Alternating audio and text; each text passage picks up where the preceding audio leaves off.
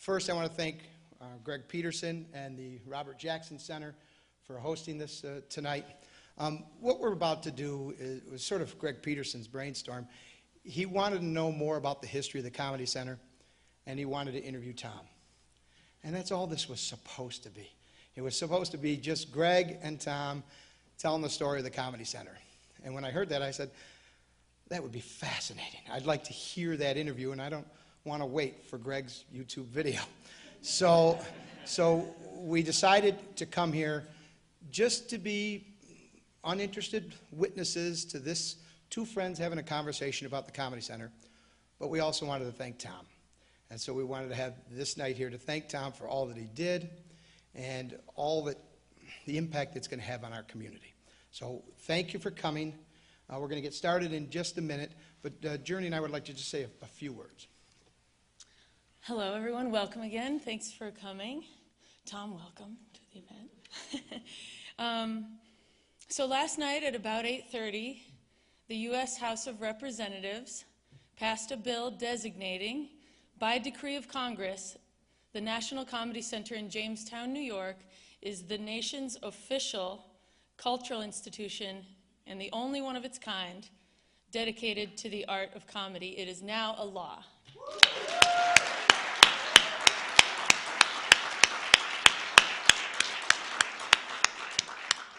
And what you should know is that that congressional designation would not be a reality without Tom Benson. There would not be a National Comedy Center in Jamestown, New York, if it were not for Tom Benson. Now, to most of you in this room, I'm hoping that that sounds like I'm stating the obvious, but there are many people out there who don't know that and should know that. Because tonight is about the roller coaster ride that we were on for 8 years to get here. And tonight is about letting you hear from Tom this storytelling of what those 8 years were like and that incredible journey. And so what I've just done for introduction is boiled it down to the couple things I want you to know. If you want something done, ask Tom Benson. I've mentioned this anecdote to a few of you before, but I remember when we met with the Oshai Foundation, and all of these felt like very high-pressure conversations, every one of them. And after Tom left the room, one of them said to the other, you know, I could think of a couple projects in Buffalo that could use a Tom Benson. And I'll never forget the reaction from the other, which was, 2, how about 20?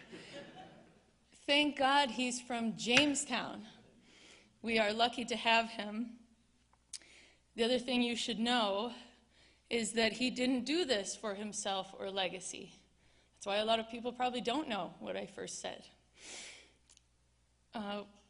We're not here tonight honoring someone who was wildly successful in their own career who happened to be from Jamestown, a la Lucille Ball, a la Robert H. Jackson. We are here tonight instead honoring someone who has been wildly successful doing something for Jamestown.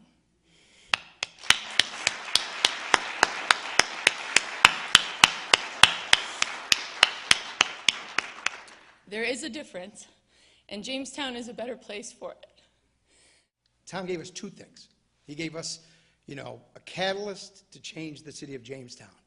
And we see it now. We see it with hotels being built. We're seeing a new, vibrant downtown. He gave us that, and for that, generations are going to be grateful to him. But 9 years ago, we all became friends. And we're grateful for Tom for that. I mean, I get to see his daughters get married. I married one of them. I get to see his daughters have children. When I had decisions that I needed to make for my own personal career, he was always right there. I get to see Journey have 2 children. Now she's about to have her 3rd, so we're going to give her a little congratulations for that.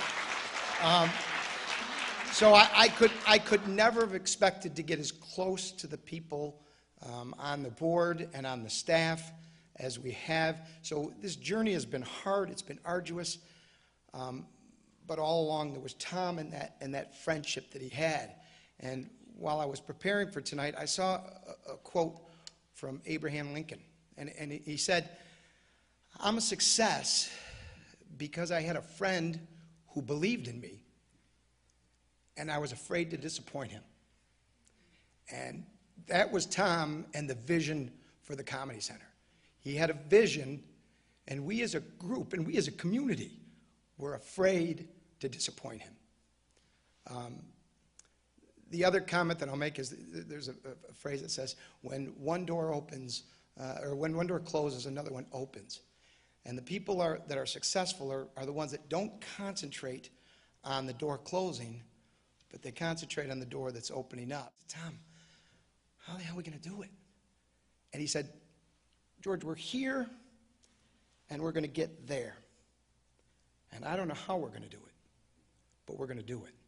We might go left, we might go right, doors may close, others will open, but I'm telling you, we're going to get from here to there.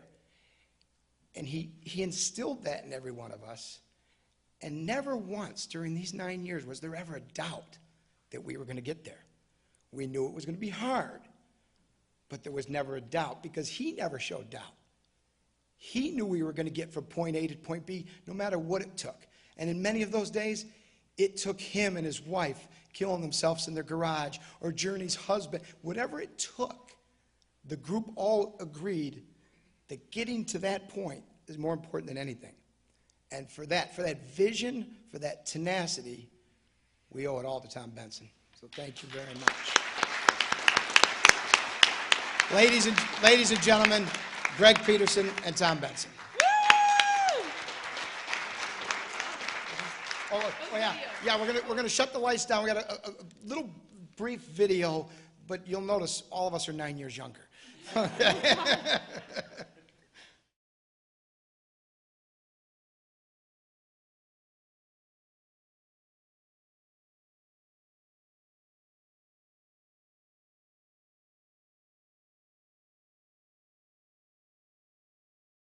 Judging by the looks of Jamestown today, everyone loves Lucy.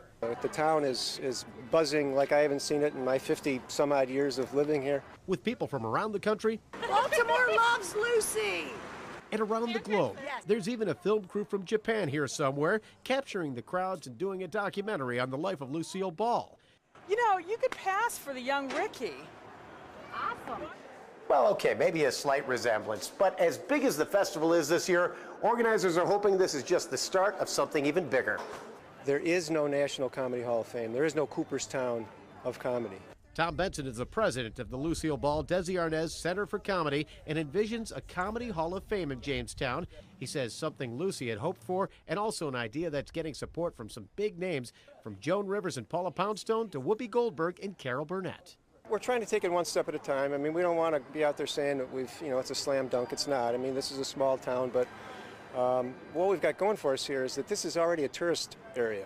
Whatever the future holds, the present certainly looks bright as huge numbers are coming to town to take in all the festival has to offer and say happy 100th to everyone's favorite redhead.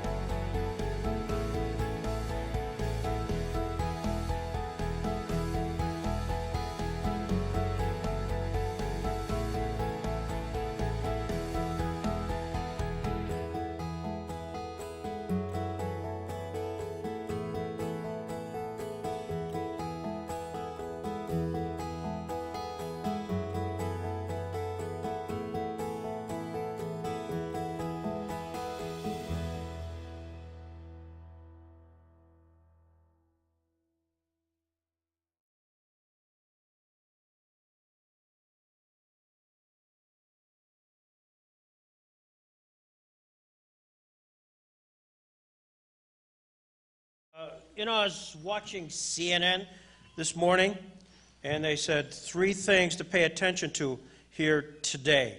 One is President Trump in Vietnam visiting with Kim Jong-un. 2, Michael Cohen testifying at Washington. And 3, Tom Benson bearing his soul at the Jackson Center. What do you expect is going to happen tonight? I have no idea. In the beginning... I have one question before we get going. Who are these people talking about? In the beginning was Allen Park. In the beginning was your mom and dad. Could you just give us a little Reader's Digest of early family life here in Chicago? Because you are a Jamestown guy, a Jamestown native. Yeah, I grew up on Hickory Street, up on the south side. And had a little house on a street that had 4 houses. And we've lived in our house now up by Allen Park for 35 years.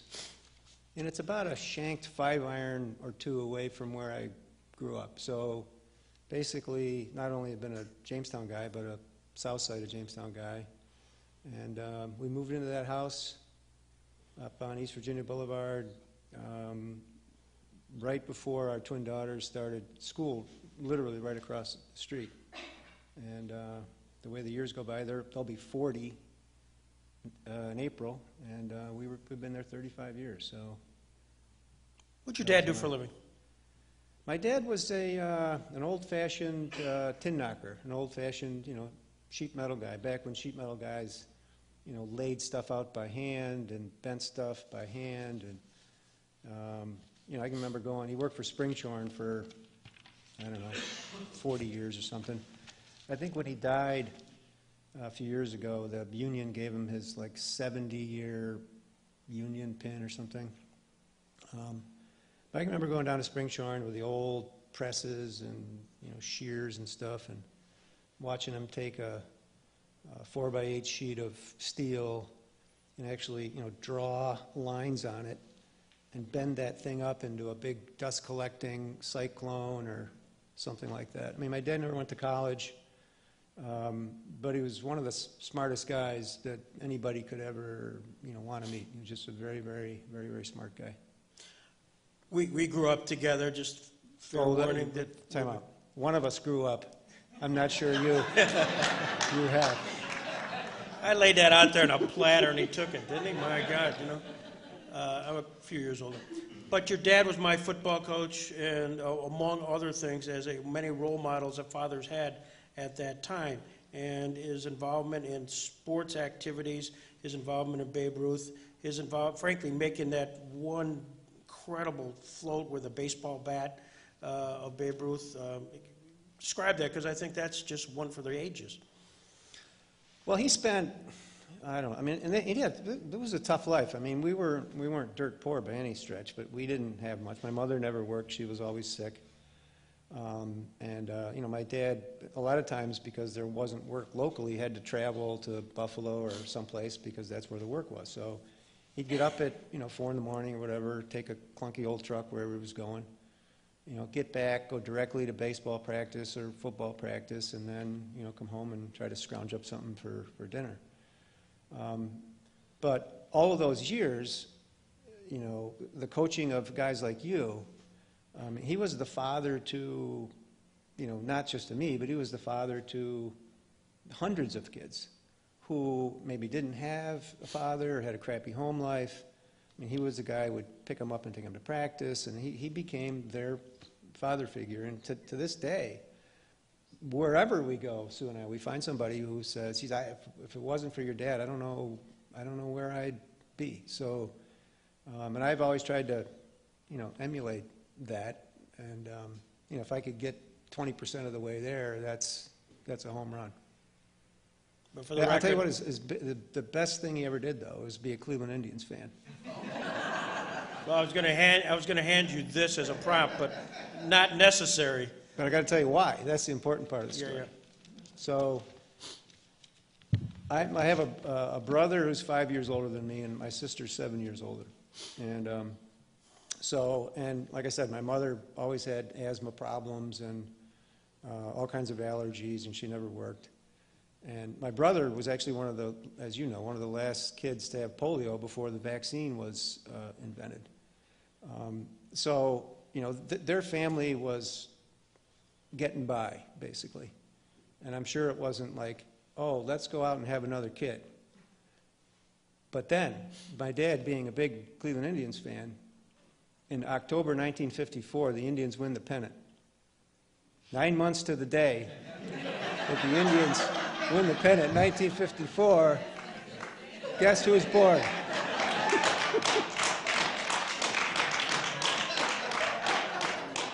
Hence the prompt that I did not need. So you're a Jamestown guy, Jamestown High School class of? 1973. Okay. Anybody else here from 73? Anybody else? Okay, Sherry? Sherry, yeah, sure, Sherry. And then you stayed here, Jamestown Community College? Went to JCC, played basketball there for 2 years. Had a scholarship when I was a sophomore, $250, full ride. 1 year we ended up, I was personally responsible, but we led the nation in scoring at 104.1 points a game. And without my 1.1 point, we'd never made it. Was John Lamakus, Judge John, was he on your team too? He was for a year, unfortunately. Yeah. What was the cry? I remember sort of that. That was at Jamestown High School. It was, we're far enough ahead, put in red.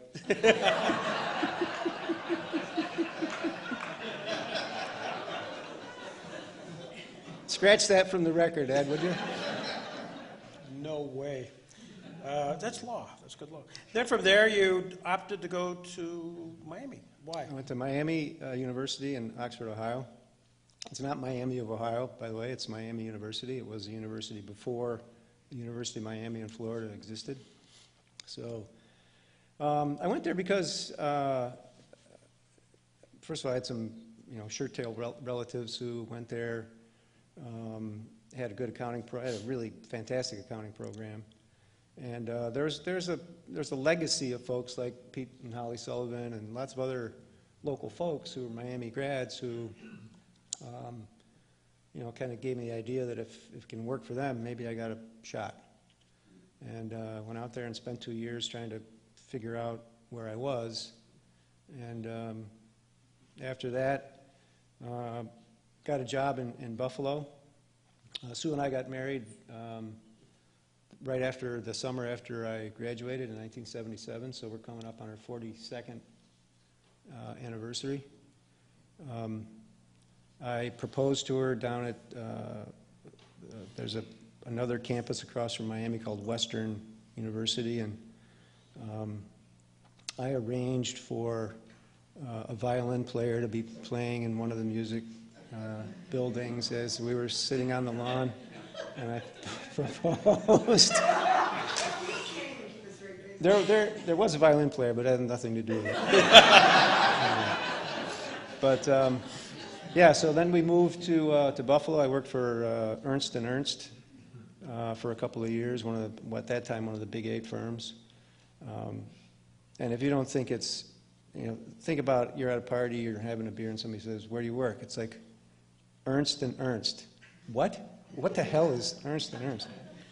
And then we moved back to town in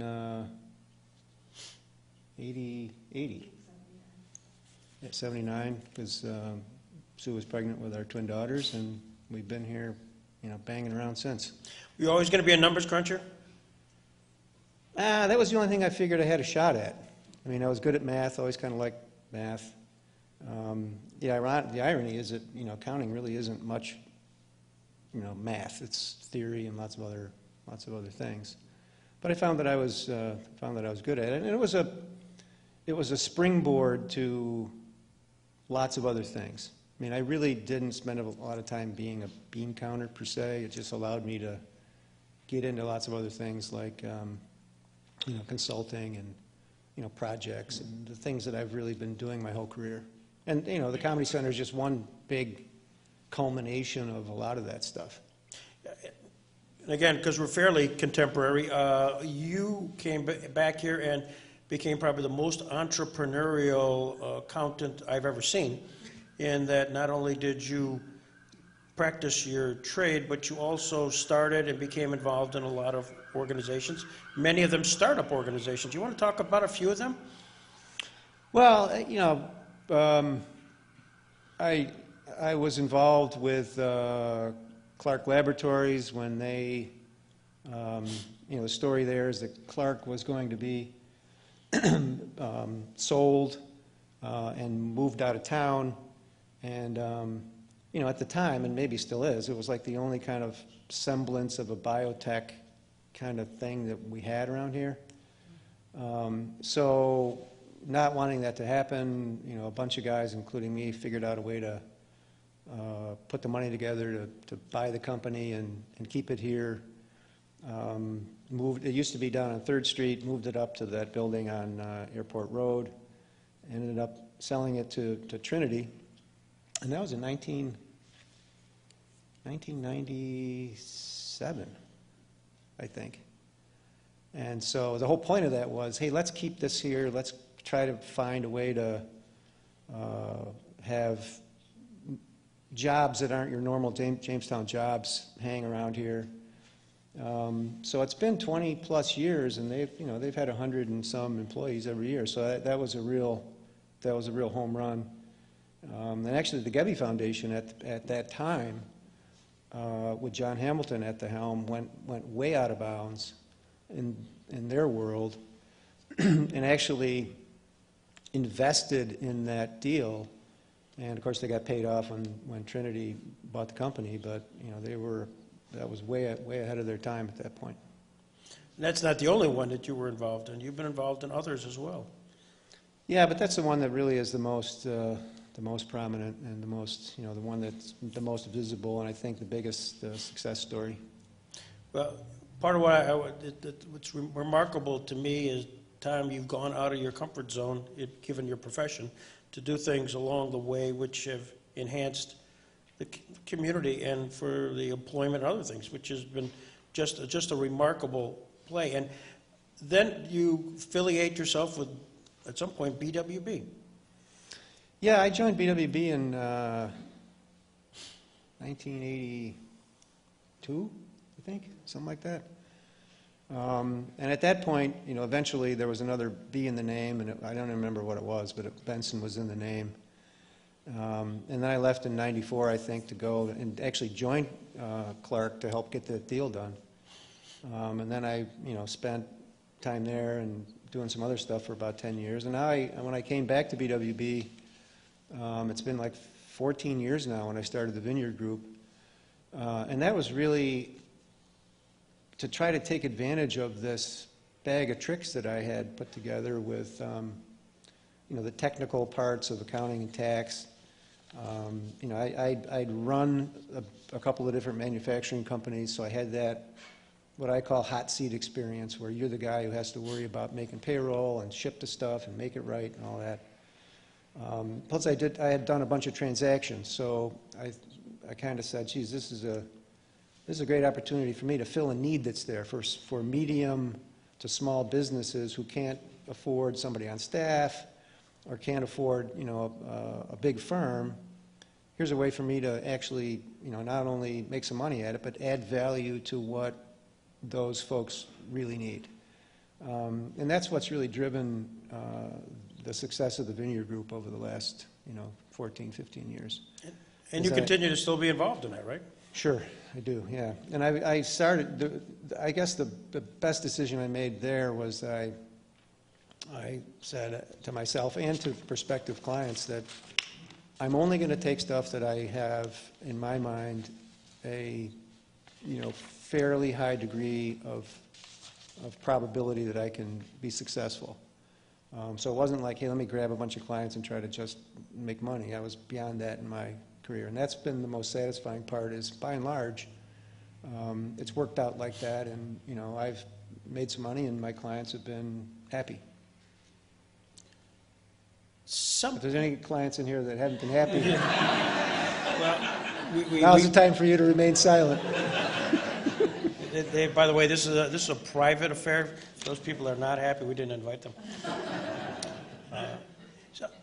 So we're here tonight to really honor what has been accomplished here within the city of Jamestown, probably its greatest capital improvement in the last 50 years has been the National Comedy Center. And I know you weren't there at the beginning of the concept of a Lucy Desi Fest stuff, but you came in at some point, and how did that end? What's the genesis of Tom Benson kind of becoming more than just a person who buys a ticket to go see the Smothers Brothers or those other performances? Well, it was 2009, I think, when the crap had kind of hit the fan with what, at that point, I guess was maybe still called the Lucy Desi Center. Mike Latone and Lou Deppis, who are still on our board, were board members at that point. And when, my vision of what happened here is when they first launched this whole vision, it started out definitely on the right track, with Ellen and Paul Poundstone and Ray Romano and, big name people coming to town. And then over time the vision shrunk, and instead of, going the direction that we've gone, where, hey, let's make this thing bigger and better and valuable to somebody, the vision became more and more narrow. And it got to the point where I think basically the doors were locked. Mike and Lou, you can answer that if it's not true. I think basically it was like the doors were locked. The organization had gone to various foundations and said, can you give us some money to stay alive? And Gabby basically, and John Marino was leading the charge at that point, said, yes, we will, but only under certain circumstances. And that is, you've got to go back to this vision where the thing that you're creating, adds value to the community. You got to add new board members, and they particularly wanted me to be involved at that point. So probably one of the stupidest things I ever did in my life was say yes to that, because the odds were insurmountable. I said yes because I kind of felt like, hey, this brand name is, and I had nothing to do with the organization up to that point, but I always kind of thought to myself, this is like somebody saying, here's the Coca-Cola brand name. If you can't make any money off of this, shame on you. So I said, well, we'll give it a shot. And then we got new people involved, like Georgie and others, and that's how we kind of started out. And this group of people, and I got to tell you, this all Tom Benson stuff is a bunch of hooey. This isn't a Tom Benson story. This is a story about an amazing group of people who have worked their ass off for 9 years to make this work. Everybody doing their own piece of it, selflessly, thanklessly, sacrificing, their time, their money, and most of all, their personal capital. Because this was an incredibly risky thing. When we announced first that we had our first press conference over at the museum, and I think we had 4 people show up, and 2 of them came because we had food. And we had this thing that Clark Patterson put together, this rendering of this thing we were going to build. And it was like, and we all stood up there and said we're going to do this, and it's like people looked at us like we were just insane. And that didn't stop there. I mean, that still today people say that, but the group of people on our board and several other key folks didn't let that bother them. I mean, we just said we're going to do this, and we don't care what you think. We don't care, what you say behind closed doors about our ability to do this. We're just we're going to do it or we're not.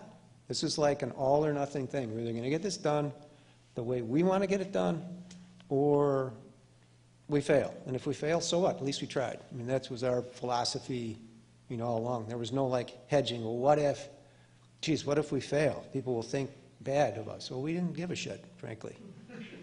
And that's the reason why I think we're successful. But you did opt and decide that perhaps that format with the tilt-a-whirl and funnel cakes and that kind of environment around surrounding it was probably something you didn't want to repeat. Well, is that echoing? Can I move that over a little bit? That was really the first strategic move that we made. And we knew that for us to really get anything done, we had to reestablish credibility with, first of all, with the local community, and secondly, with, they would give us leverage to get to the next ring out and the next ring out after that. And our vehicle to do that was not talking about it. Our vehicle to do that was, we had to use this festival as a way to, show that we could be the center of comedy and that we could bring in big names and we could do it right. And that we weren't going to be the funnel cake, tilt-a-whirl thing. And that because of that, local businesses were going to benefit by the thousands of people that we were going to bring to town. So that was an absolute, one of the first decisions we made was one festival, not two, and it has to be, world class. And that really was, I think, the decision that really allowed us to eventually be successful, because that did give us credibility. It did give us notoriety, both locally and regionally. Had somebody hired, young lady, who was working on your web page about that time period, 2011. 2011 is the next year, of course, and that happens to be 100 years since Lucille Ball was born in 1911. Talk about that young lady who was working on your webpage at the time. Well, there was this young lady working on our webpage at the time. First of all, we had an executive director who left. I mean, she worked for us for a very, very short period of time, and frankly, wasn't going to. She didn't have the zeal to, help drive us to this lofty goal. So she wasn't going to hack it for long anyway, I don't think. But she left, and we're this far away from 2011, Lucy's 100th birthday. This is our golden opportunity to, make this splash. And, nobody's at the helm of the ship. And, Journey had moved back to the area, and we had hired her to do some website stuff, and we were impressed by that. And Journey just, she'd been in New York, she'd been in Europe. She had a tremendous amount of tools in her toolbox inherently, things you can't teach. And you either have this stuff or you don't have this stuff. And then that experience that she had was, incredibly valuable to be bringing back to a small town, that perspective and that kind of experience working on different things. And we could see that her work ethic was unbelievable. She had the personality, the persona. I mean, she was just a kid, 31 at the time. How old were you at the time? 28. But, we got together and said, hey, look, I mean, we could go and spend a year looking for somebody to take this job over, and I don't think we're going to find anybody who's got the skill set, who wants to be here, who wants to drive this place. We should offer her the job. And, unanimously, the board said, yeah, absolutely, we should offer her the job. And in the grand scheme of things, with all the stuff that's happened over the past 9 years, that was the moment where the missing link, came into the picture. Because there's just no way in hell that this thing gets anywhere close to being done without Journey Gunderson. There's just no way. So that was a huge...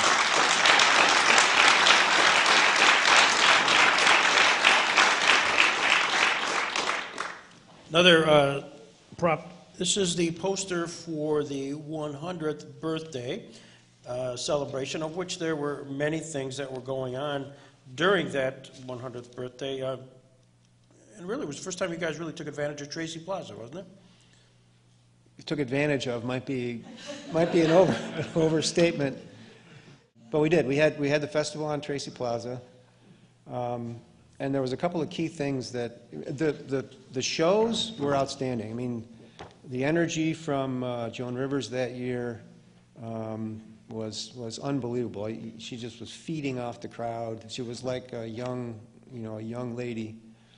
Paul Poundstone was great. But what we did on Tracy Plaza was amazing in and of itself. That's the year that we had the bright idea of, hey, let's break the Guinness World Record for the number of people dressed up like Lucille Ball. Okay, let's do that. Well, what are the outfits? What are we going to do? So, we looked at a bunch of different alternatives, and it's expensive to have everybody buy a Lucy outfit. So I don't know who had the idea. Maybe it was Mike Latone who had the idea of, what if we just get Lucy faces and we paste them on a stick, and then we sell T-shirts that look like Lucy's dress? That might work. So we did that. Sue and I got to tell you, talk about unsung heroes in this whole thing. My wife, Sue, has just been, unbelievable for the last 9 years.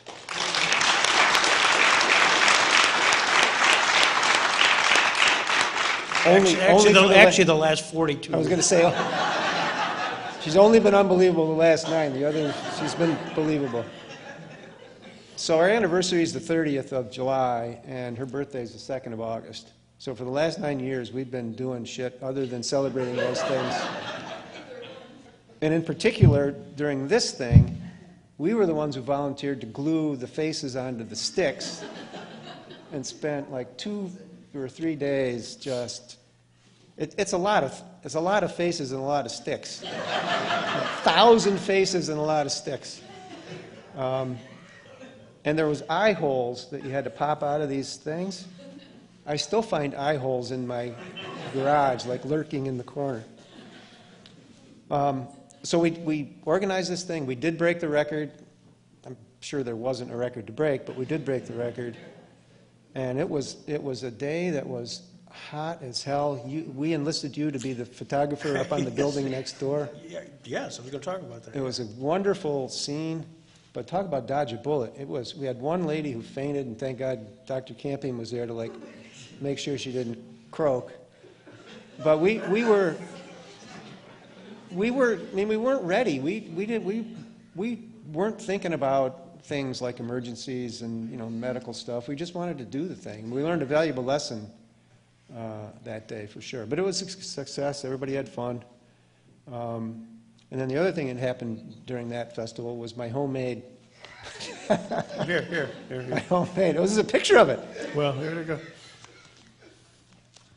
So we wanted to do something unique that was very, Lucy-esque that year. So I said, I'll make a homemade candy wrapping machine.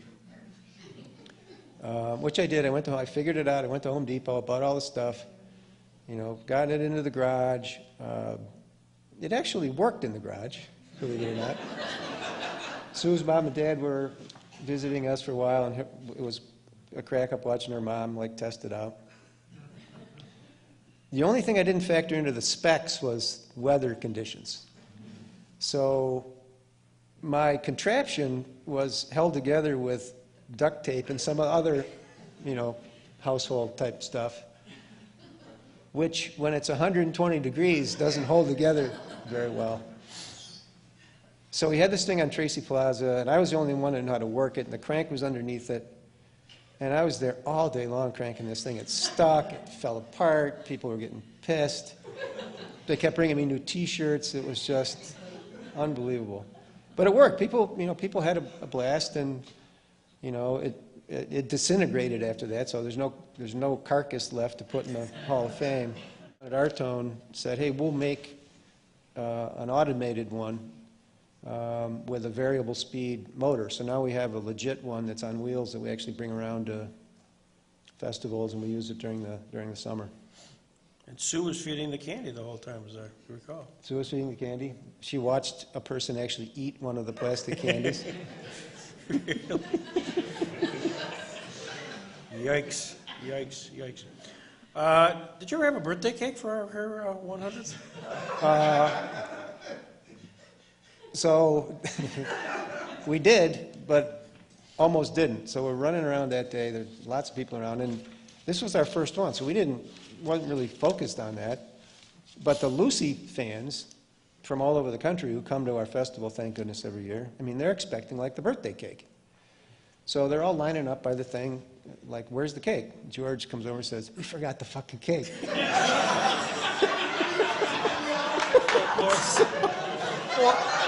Or words to that effect. No, that's exactly what he said. He said it a lot louder. So we went screaming off to get the cake and got it back in time, so we saved the day, but just one of the funny little things that happened along the way. Well, George tells the story, and I just got to add this little piece to the puzzle where George was, this afternoon told me the story. Everybody's wondering, where's the cake? You got the cake? You got the cake? Nobody ever cake. So all of a sudden he finds his nephew and says, go find the cake.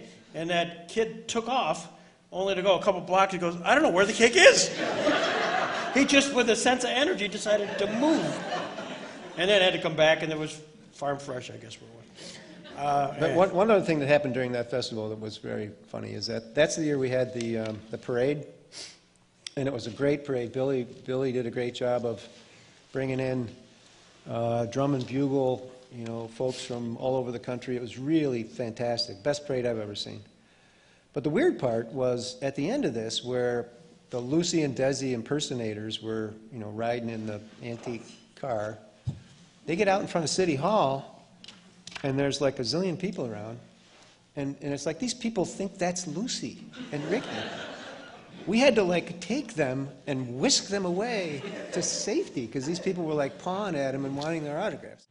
So you have the lookalikes, you have the 100th birthday. How do you, the next couple of years, what's the next big tourism attraction for one of these festivals? I mean, you always brought in big names. I mean, the Billy Gardells, the Tom Cotters, the Jay Leno's, Trevor Noah's, but you also had these extraordinary events, and this one's a classic, and it was all part of our strategy. Again, we had to be visible, we had to do things that were different and kind of out there, and we had to just show that no matter what's going on here, this is the comedy capital of the world. We had to, before anybody else would believe that, we had to keep saying it and saying it and saying it and actually trying to prove it.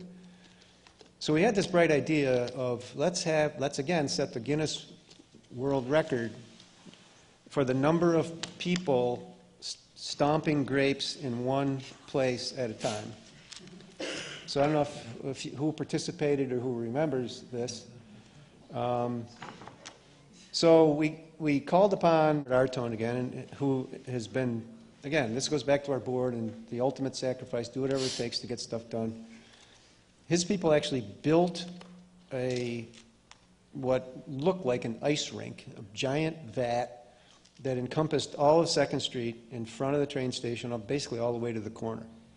The idea was, George will go get 60 tons of Concord grapes. We'll put them in there, we'll rake them all around so they'll be like 4 or 5 inches thick, and then we'll get people in there one at a time, counting them, of course, because you have to prove how many people are there. And we'll stomp around, and then we'll be done. Simple plan. So we get the rink built. George is responsible for procuring the grapes. So he's dealing with this guy. He's made a deal. 60 tons of grapes. Yep, 60 tons of grapes are coming. Calls me up the night before and said, the fucking guy's not bringing the grapes. I said, what's going on?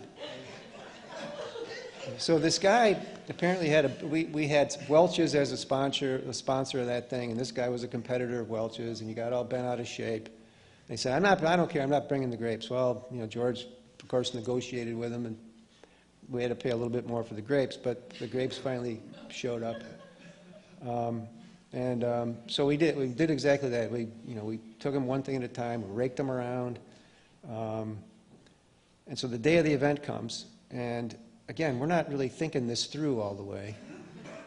So, but it was a wonderful event. We had little kids, we had dogs, and Sue tells me that dogs shouldn't be eating grapes, otherwise it'll kill them. We didn't know that. We had old people. Your mom was She was the oldest. stomping away. She was the oldest. And the event came and went. Thank God it was like, I don't know, 53 degrees or something.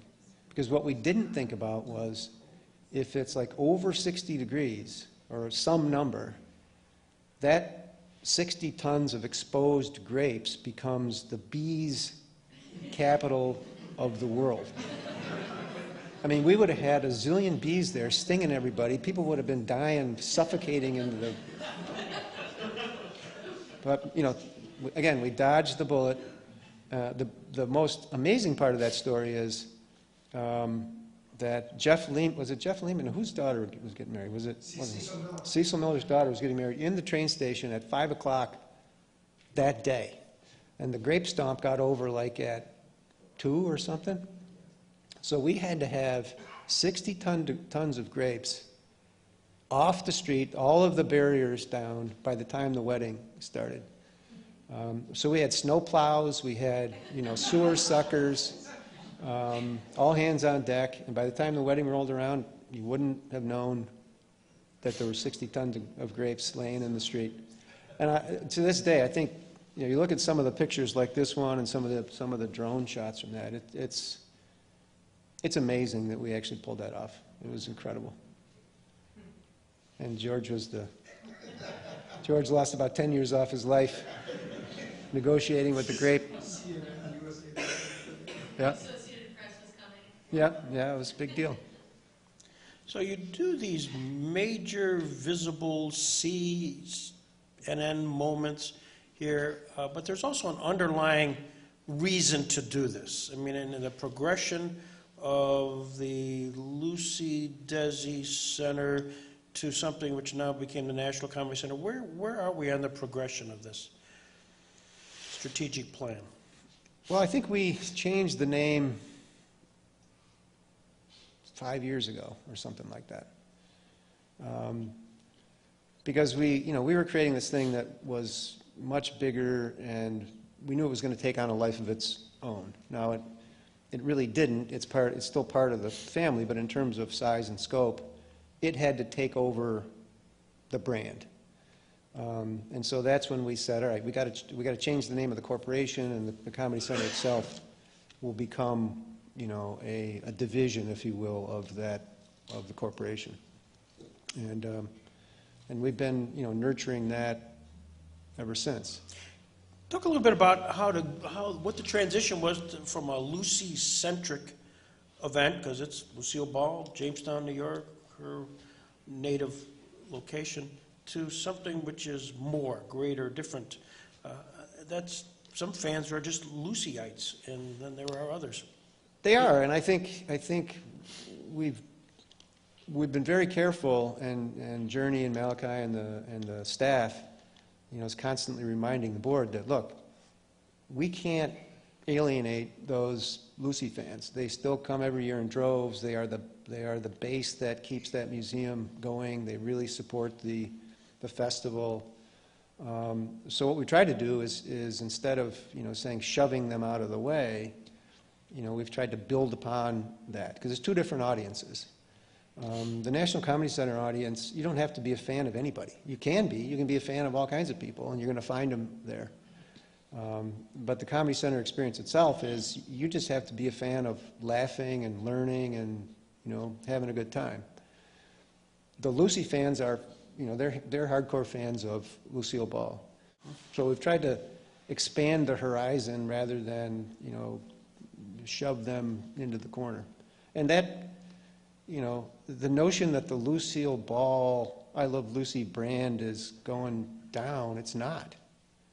It's just, it's amazing to me every year to see the young kids who come to the festival who are Lucy fans. You know, it just gets passed on from generation to generation. Was there an aha moment where your board sat down and said, all right, we're just going to go off in this different direction and actually have was there a retreat, was there a board meeting where you guys whiteboarded this kind of strategic plan of where you were going to go? We've never been the whiteboard kind of board. We're more of the yell, scream, you know, push and shove kind of board. We said, hey, we have to get serious here. Are we going to really do this or not do this? We did have a little retreat. You know, we had some fits and starts. And then we basically said, look, we can't do this halfway. If we're going to do this, we have to be committed to doing it in a, you know, a big national scope attraction, Rock and Roll Hall of Fame-esque way. Otherwise, you know, we're not going to be able to raise the money, and we're just not going to get the support that we need. So that was the moment where we all, you know, were saying to ourselves, this is crazy, but saying to each other, yes, we're going to do this. And that really, throughout this whole 7 or 8 year period, you know, the touchstone was always that. Don't care what happened today. Don't care what happened yesterday. That's our goal. We're going to get there. It might not be the way we thought. It might not be, you know, easy, but that's what we're going to do. And to a person on our board, there was never, I can't ever remember in any meeting somebody saying, well, geez, I'm disappointed, or we're not going to get there. There was none of that. It was, okay, what do we do now to get to the next step? I mean, I think we made this look kind of easy to the outside world a little bit.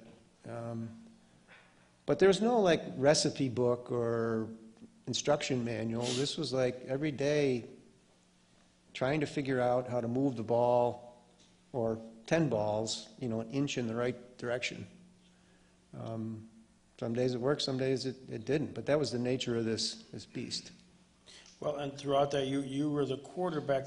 I can remember a time coming out of some meeting and somebody reported that you were established a 4 pillars approach to what would be the strategic plan for that. Whether it was the film festival, comedy festival, an educational component, and a Hall of Fame type thing.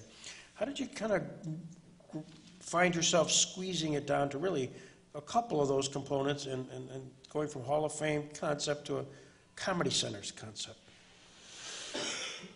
Well, the Hall of Fame idea went out the window early on for a couple of reasons. One, when we fortunately were able to hire one of the best attraction design firms in the world, and they came to Jamestown, and you know, we told them what we were trying to do, and they saw the campus that we had to work with, which they fell in love with, by the way. They said, gee, this is a wonderful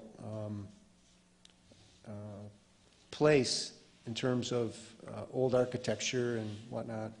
But they said, right, maybe it was the first day they came to town, look, if you're going to try to build a traditional artifact-based museum or Hall of Fame that's just based on static stuff, A, you're not going to be successful, and B, we're out. I mean, that's just not what you have to do in today's world. You have to build something that's engaging and interactive and changeable and exciting.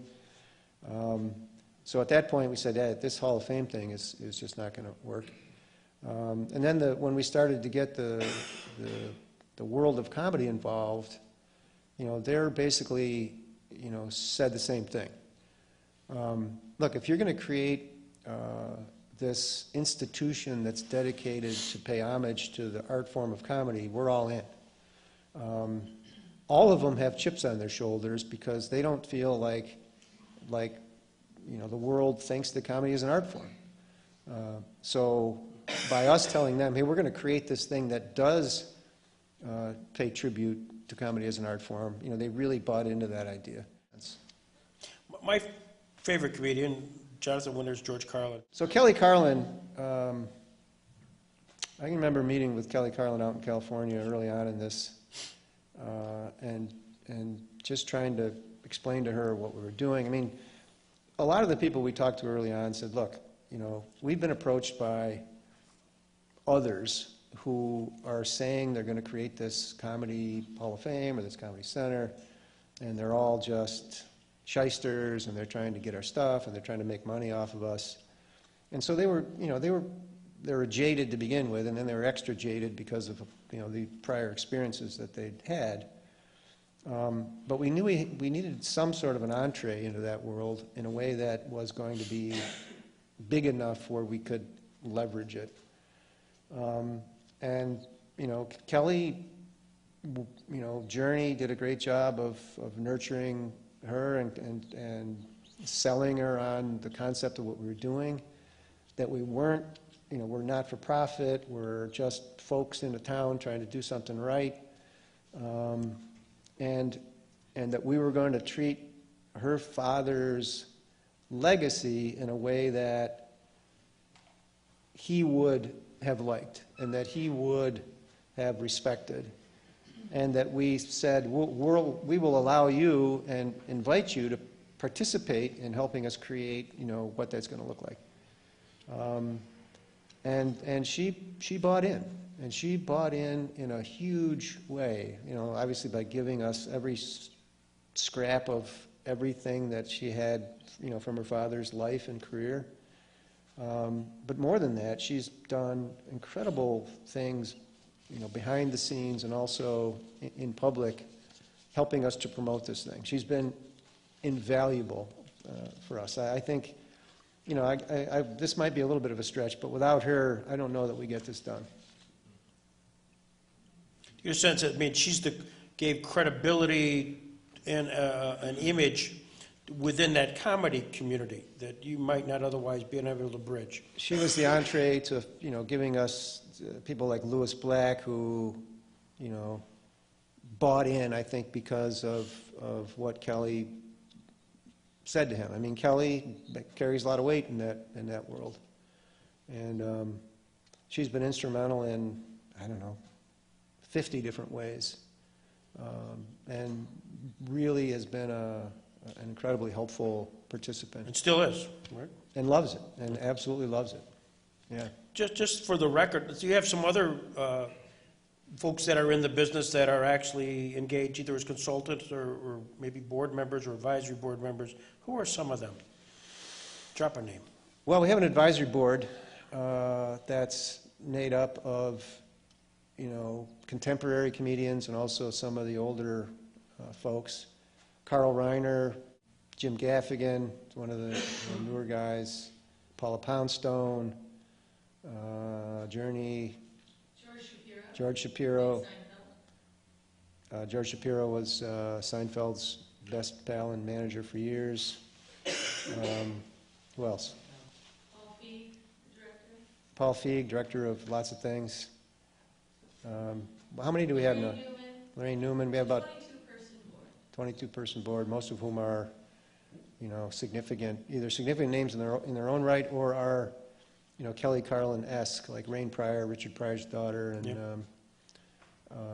You mentioned Kitty Bruce, so we've got Kaufman family, Lenny Bruce's family, Rain Pryor, Richard Pryor's daughter, Carol Ramos's daughter. Just incredibly impressive. But do you think that to be able to get that, that's in the past, my vision was many of the comedians that came in, there was a gig. They came, they got paid, they did their thing. It was a feel-good for a day or two in the old days, and then life would move on. You've kind of been able to sustain that interest from the comedic world. Yeah, and I think we're only at the beginning of that, really. I mean, you can't build an institution that's dedicated to the art form of comedy and not have that world buy into what you're doing. I mean, that just doesn't work. So I think the folks that we have involved now, it's a great group, but we will expand that, and it will become bigger and more strong as time goes by. And I think this congressional designation is really going to allow us to talk about this institution in a whole different way. No question. I mean, frankly, we sat around in the room one day 6 years ago and said, well, shit, we're just going to be the National Comedy Center. And someday, we said this, and someday maybe we'll really be that. Well, today we're really that.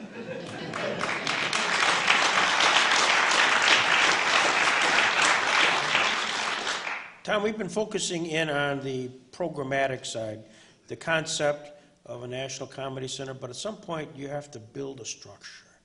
And that required acquiring property, having an overall arching vision of where the property would be, the location, and the funding to support that, and creating a budget, and then having the vision of that. Let's start first with, why did you pick 2nd Street? Well, we picked 2nd Street because of the train station.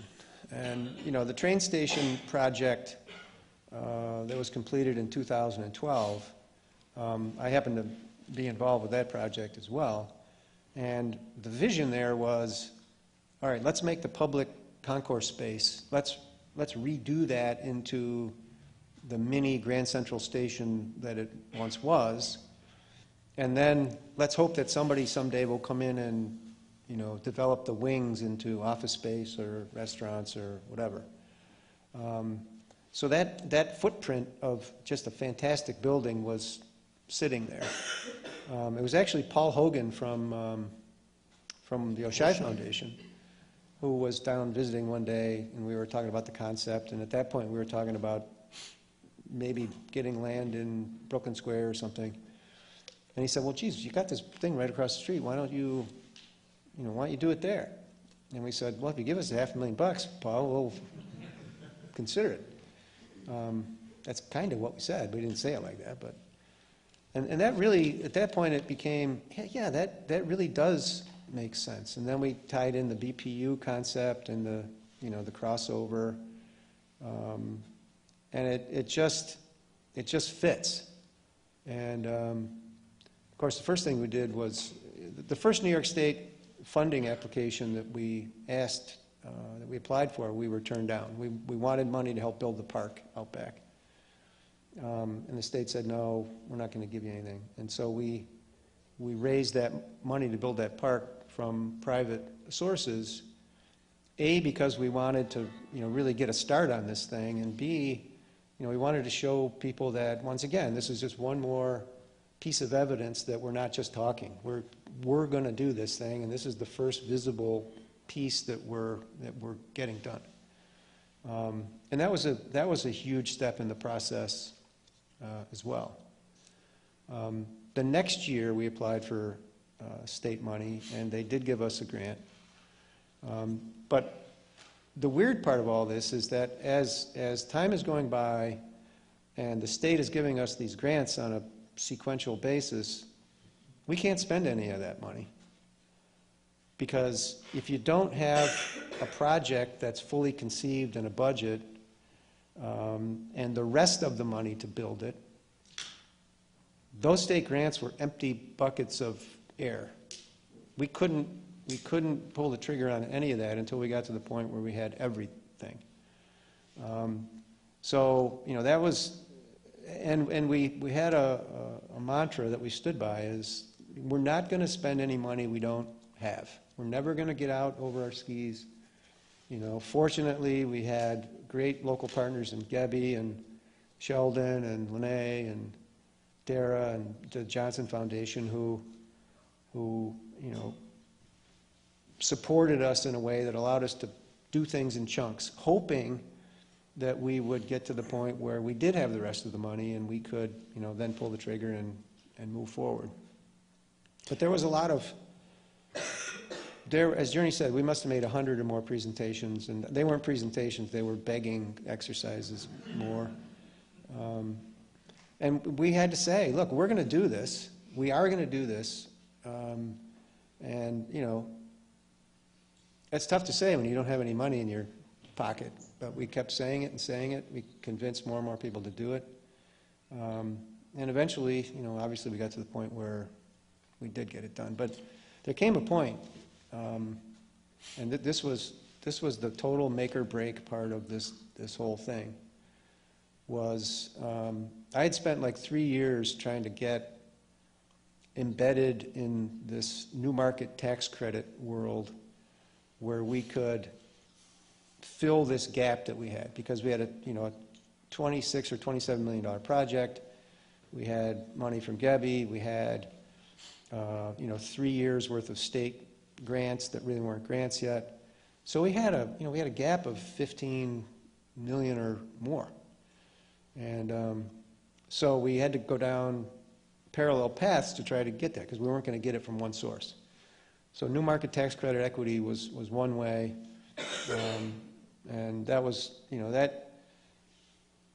that program is really designed for funding, you know, multi-purpose housing units in inner cities where there's an apartment thing, there's some sort of youth segment built in, maybe there's a grocery store built in. And here I am trying to sell this, hey, put money, this is a comedy center. It's like, what does that have to do with this program? So again, it was a process of introducing it, being embarrassed, having people say no. I went to these conventions and set up my own booth. Literally, I was the only booth in the place, trying to wave Lucy's banner around, trying to get people to talk to me. But eventually, you know, that became a component. It was $8 million for the tax credits. We did sign up the people that we needed to sign up. U.S. Bank ended up being the investor of the tax credits. But in order to monetize the tax credits, you have to have the rest of the money for the entire rest of the project, not just committed, but in the bank. So at that point, we had these New York commitments that weren't real commitments yet. We had a gap, and I was invited to go to the State of the State address up in Buffalo. I think it was January of 2017. Somebody said, hey, come, the governor's going to talk about the Comedy Center project. So I'm thinking, okay, I'm sure he's going to say, hey, this is a great project, blah, blah, blah. So in the middle of this speech, he says, and I'm announcing a $5 million grant to the National Comedy Center out of the Buffalo Billion 2 program. And I'm thinking to myself, that's bullshit. He's just recounting other money that they already gave us. And I'm thinking, there's just no way. Turns out he was right. He actually came up with $5 million more of a grant. But it wasn't in the budget. There was a lump in the budget for the Buffalo Billion, but there wasn't a specific line item that said National Comedy Center $5 million. And we had to go to the bank and try to borrow that $5 million. But you're not going to borrow money on something that's not there. We also needed another gap filler, so we went to the Wilson Foundation, and they gave us $3 million. So now when you add up all the numbers, they work, but how are you going to get all that stuff in cash so that you can close a deal? And by the way, the Wilson money was contingent upon the state money. The state money was contingent upon the new market tax credit money. So we either could close this deal and close the gap with $15 million worth of funding, or not get it done, and basically the project is DOA at that point. And, you know, as it turns out, through just incredible ups and downs, and we literally had like 15 lawyers involved in this thing on conference calls like once a week. Nothing against lawyers, of course, but 15 of them involved. And 3 now. Oh my God. But we did get it done. The deal closed on April 20th, 2017. Key Bank funded all this stuff. Their loans are all now paid off. Everything is clean. We have no permanent debt in this project. Every cent that we were able to raise is grant money. So we have no debt service, you know, going forward.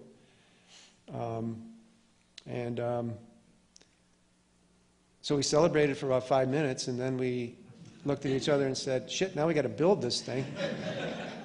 and run it. We don't have any money to run it. What are we going to do now? So on the day that closed, we actually signed 12 different contracts with, building contractors, with media producers, with interactivity folks, with hologram builders, and, had to manage that whole process of the synchrony of having all that stuff come together. And remember, at that point, we still didn't know how this was all going to work. This was April of 2017. We were going to open August 1st, 2018. We had wonderful concepts. We had great people working for us. But of all the things you see over there now, and how great they are, and what they are, and the media that's in them, and how they're interactive, at that point it was like, well, we hope we can make all that stuff work, but it's never been done before. We really didn't know. And so, it was just every day trying to figure it out. Journey was unbelievable. Malachi was, incredible. Not taking any solution that didn't fit our mantra. If it's not great, go back and do it again. And it was a painful, painstaking process.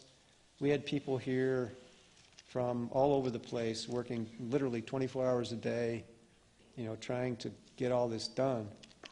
And until it opened and until, people showed up and it actually worked, we didn't know if it was going to work. And, that's, talk about fear and apprehension. I mean, I said 500 times, this thing's going to be great. And then I said to myself 500 times, is it really going to be great? But it is great. It is great.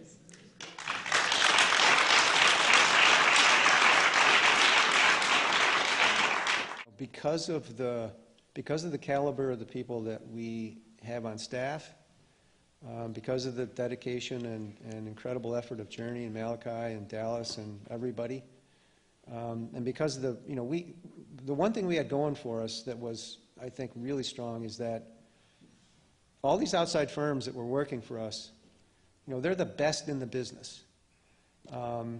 And they all got into this project because they loved what we were doing. But from the business side of their operation, they're only as good as their last project.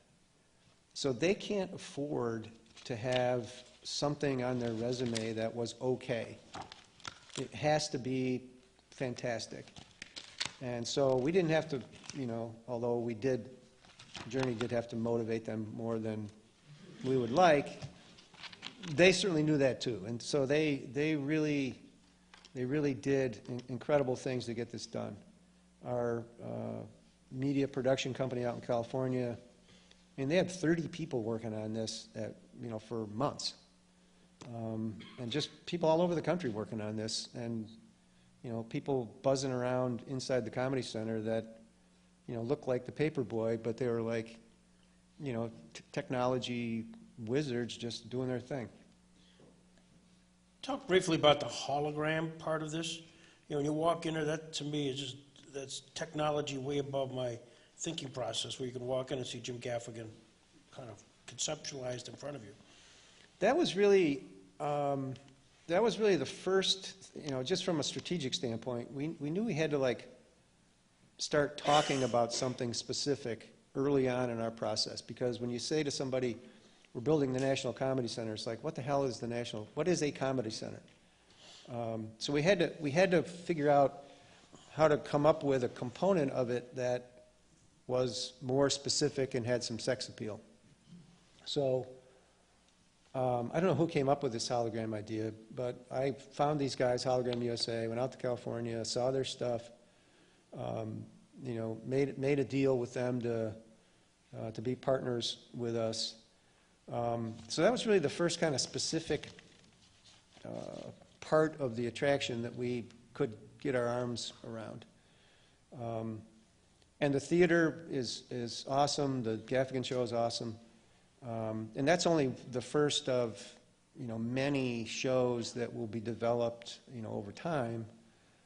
But it's a really good first show, and the way that it deals with his early career, up until now, really is consistent with our whole, paying tribute to the craft and how tough it is to go from, that first painful Jim Gaffigan that you see, in crappy video format, telling jokes that aren't funny, and then you see him as a polished guy, just like last year.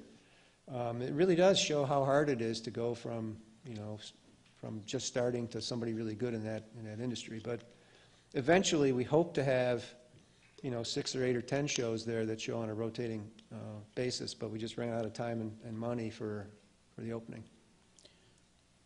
We're sitting here today in February of 2019. And the National Comedy Center opened up to a lot of publicity, a lot of praise. Do you ever kind of reflect on your own? I know you've given a lot of benefits and kudos to a team. It's a team effort. I understand that. But yourself, do you sit at home at night and kind of look at galley sheets or something like this and wonder, wow? No, for me, and this is I don't even know what'd you say? I don't even know what a galley sheet is, but anyway. It is a team effort. I have never thought of this as something that I did, because I didn't do it. I mean, I led the charge, maybe, but for me, and I think our group is the same way. It's like, whenever we got past a hump, it wasn't, okay, let's go out and have a beer and celebrate that hump. It's like, well, there's 5 more humps for tomorrow. Let's be thinking about that. So my personality isn't to think about how great I am and that kind of stuff. It's to think about, all right, what's next? And even now, we're working on some things that are really cool. What's next things that we hope we'll be able to announce, soon. So no, there's just no reflecting of it. It's still surreal to me. It is totally surreal that place exists, and it will be, I guess, for a long time. It's this, thinking about Crazy Legs Fonseca, and then, okay, Congress of the United States of America has now passed a law that this is the national home for comedy in America. If that's not a surreal connection of the dots, I mean, I don't know what is. Jamestown.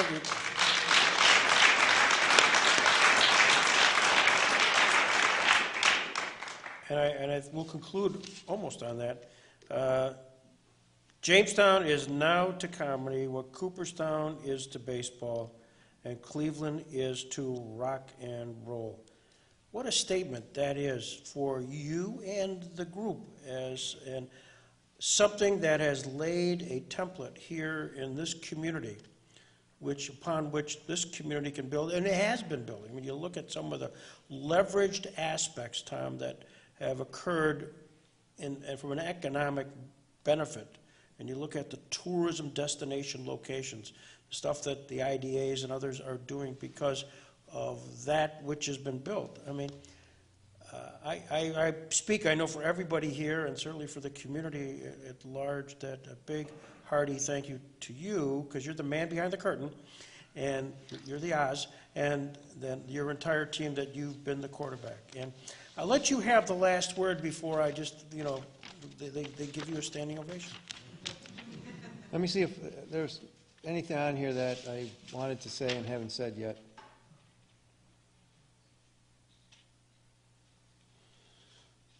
Well, I kind of talked about the unsung heroes, but let me just touch on that again. I mean, the board of directors and staff and Journey, this isn't a once-in-a-lifetime group. This is a once-in-a-millennium group of people who could get this done. And it took every person in that group to make this work. Everybody doing their own thing, everybody hanging in there.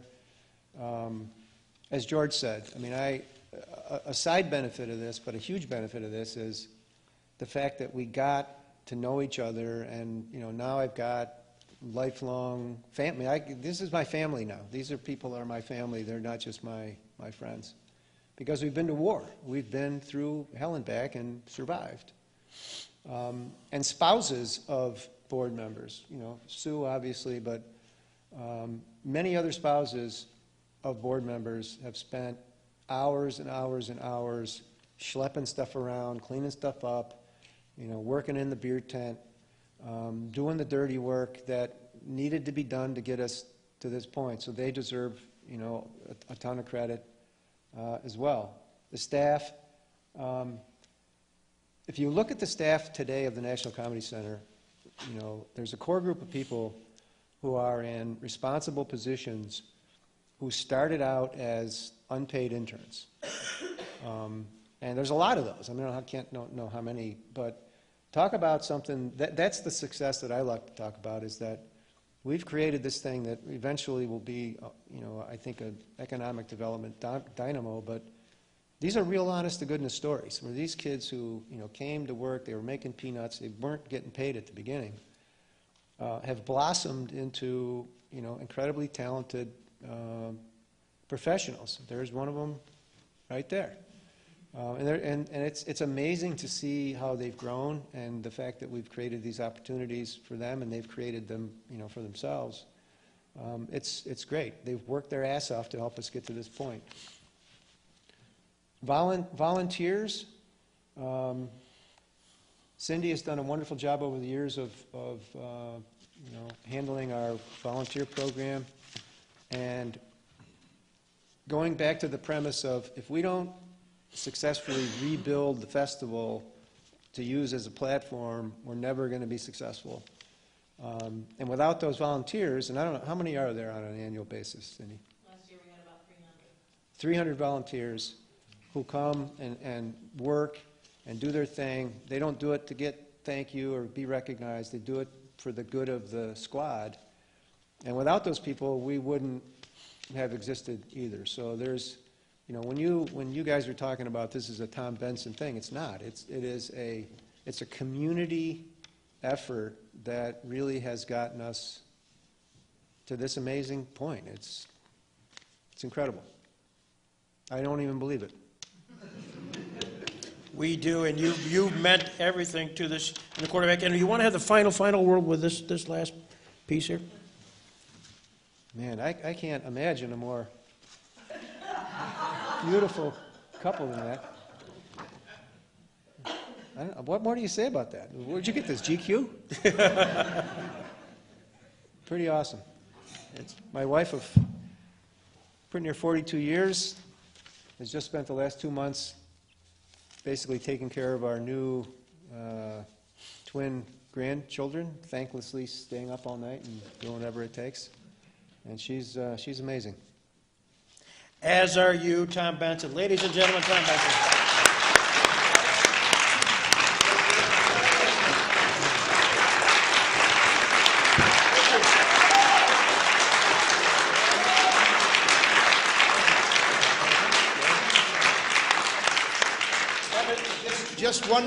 Just one more minute before we all leave.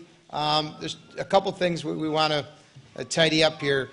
Before we started tonight, we received a citation from the New York State Assembly from Andrew Goodell, and the citation states, Tom Benson, as you're honored for your contributions to the city of Jamestown and the National Comedy Center, thank you for your efforts to help create the best new attraction in the nation.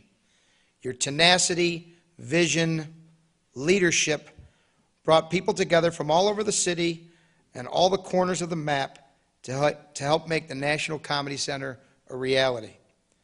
Thanks for your grateful and proud community, for helping our city stand even taller, shine even brighter, and look forward to a promising future. Andrew Goodell, New York State Assembly.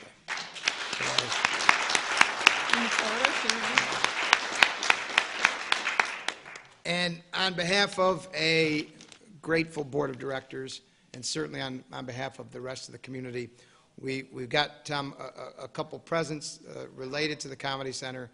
So what we're going to do is we're going to give these presents to Tom right now, and then we'd like you all to come over into the vestibule here. We're going to have a little reception, and we'll all get a chance to personally thank Tom for what he's done. Thank you very much.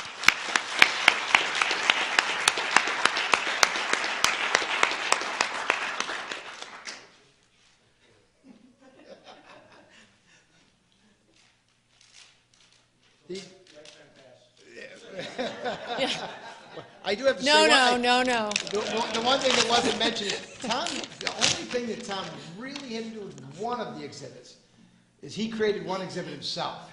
And for those of you who've been there, as you're looking at the comedy continuum, Tom created the fart bench. So that was and it's the most popular attraction for the little children. Do you know what I had to eat to get 14 varieties of farts recorded?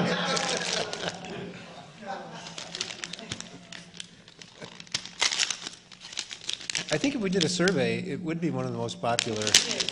We could have built 50 fart benches and called it a day 4 years ago. Just kept it much more simple. Oh, these are awesome. Thank you, guys. This is pictures That's Tom in front of the center. Tom in front of the center, Tom with Lucy Arnaz and Journey, and then the last one, I'll let Tom open it up first. No. But to give credit, my wife did all of this. She got the pictures and got them framed and matted, so thank you. And a thanks to Steve Nealons for the video and the various staff there on. Great job. And the picture here is a picture of the entire staff and the board and Tom in front of the Comedy Center. Oh, that's awesome. And once again, thank you again, Tom Benson. Thank you for being here.